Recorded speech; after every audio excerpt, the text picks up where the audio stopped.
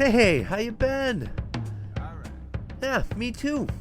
I'm Paul Rozeski, and thank you for spending another midweek moment with the Wisconsin property taxpayers. Before we get started, this week's episode is sponsored by Eminent Domain Services, a law firm dedicated to defending Wisconsin property owners who are involved in eminent domain and other property rights issues. They've had cases involving transmission lines, roadway projects, and pipelines, all the way to property tax and special assessment appeals. They are experts in fighting for Wisconsin property owners.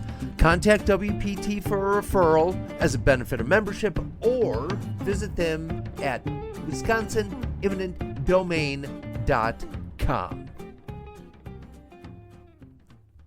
So let's get things started off by getting you set up for the rest of the week.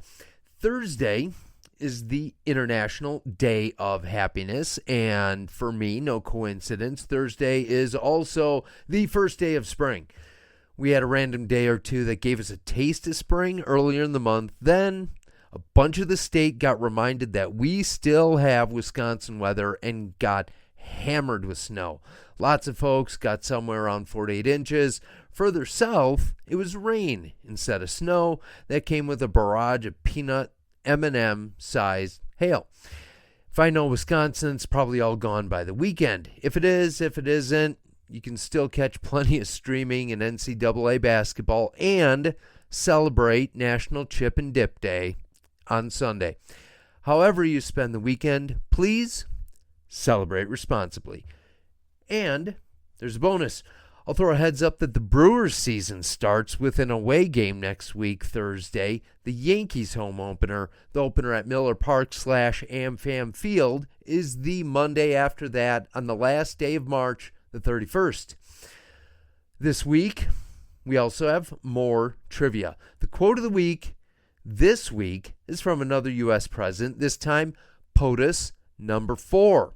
Which may be a little tricky. Most people can rattle off the first two, maybe number 3, but 4? Do you know who it is? We shall see. But before we get there, let's jump into some news together.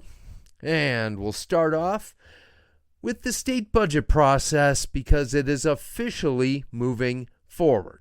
The Joint Finance Committee has announced that they will be hosting 4 listening sessions throughout the state. Wisconsin residents can voice their concerns and opinions on everything Wisconsin. Taxes, budgeting, spending, services, resources, you name it.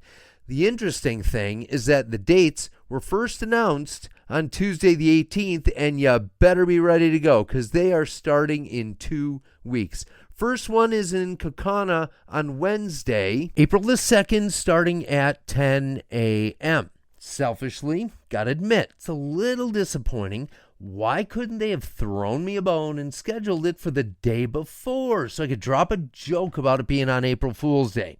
Anyway, the next one's scheduled for 2 days later on a Friday, and it seems like they wanted to be prepared for the possibility of a big crowd in that southeast corner of the state around Milwaukee because it is going to be at Wisconsin State Fair Park in West Allis.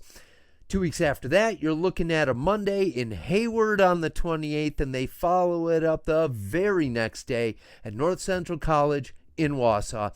Each of the listening sessions will go from 10 a.m. to 5 p.m. To their credit, the Joint Finance Committee is signed up for 28 hours of listening to ideas and venting from the public. On the other hand, are they really going to hear something in those 28 hours that makes them go, I hadn't thought of that. We should put that in. Maybe, maybe not, but I will choose to believe that maybe they will. As we'll cover in a little bit, I'm going to decide not to immediately be skeptical, which may be a different tone from what you've heard in previous podcasts. If you want the details on the listening sessions, hit me up or plug in your Google machine for dates, times, and locations. In other news, the MacGyver Institute has put out their annual estimate of how much money Wisconsin has saved because of the changes made by what is arguably one of the most famous laws in Wisconsin, commonly known as Act 10.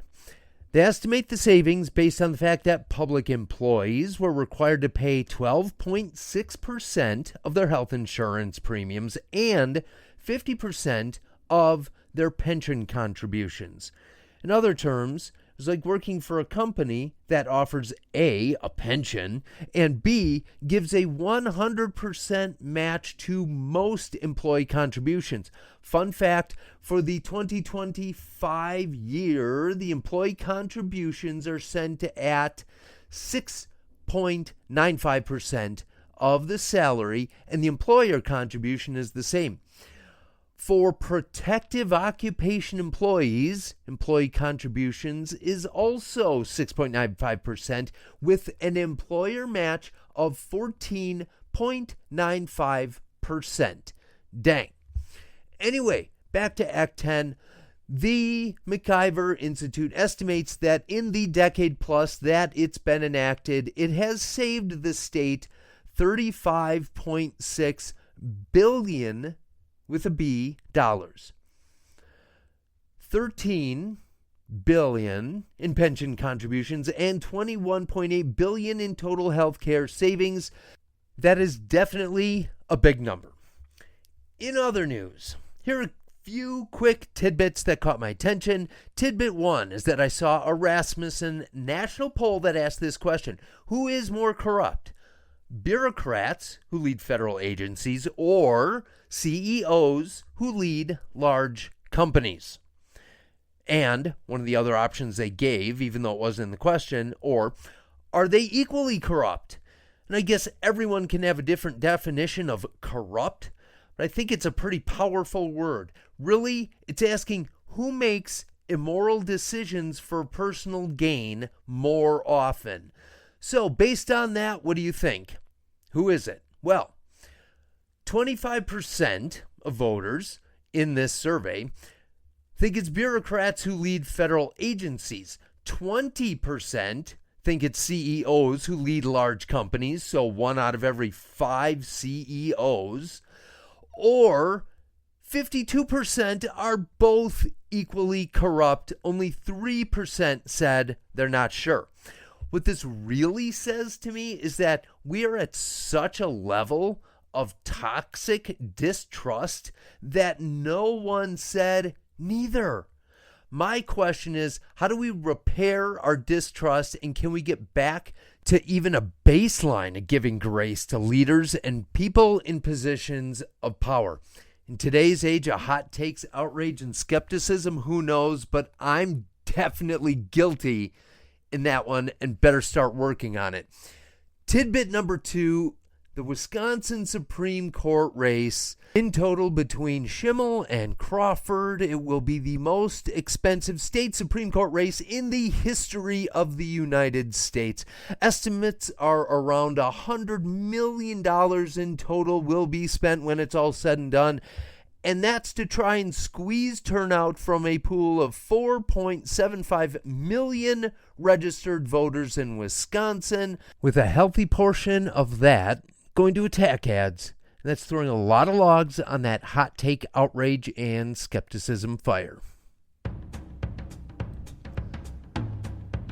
And finally, today's trivia answer, I leave you with a quote from the 4th President of the United States, James Madison, who said, "A diffusion of knowledge is the only guardian of true liberty."